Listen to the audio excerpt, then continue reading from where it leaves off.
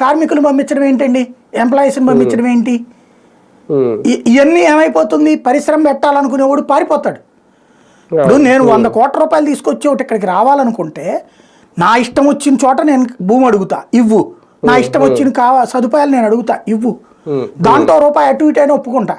కానీ నేను బిల్డింగ్ ఎట్టా కట్టాలి, ఏం చెయ్యాలి, నేను ఎవరికి అమ్మాలి, నా డీలర్షిప్ ఎవరికి ఇవ్వాలి, నా పక్కన క్యాంటీన్ ఎవరికి ఇవ్వాలి, నేను ఎవరితో వ్యాపారం చేయాలి, ఎవరితో రాజకీయం చేయాలి, ఎవరితో స్నేహం చేయాలి, ఎవరితో చేయకూడదు అనేది నువ్వే రాజకీయ నాయకుడే డిసైడ్ చేస్తే ఎట్లా నడుస్తుంది ఇక్కడ?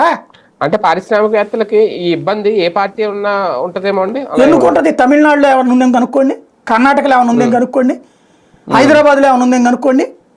ఈ 3 రాష్ట్రాల్లో, మన పొరుగునున్న రాష్ట్రాల్లో కొట్టుకు చేస్తంలో బాగా కొట్టుకు చేస్తారు ఇద్దరు కూడా, అధికార ప్రతిపక్షాలు.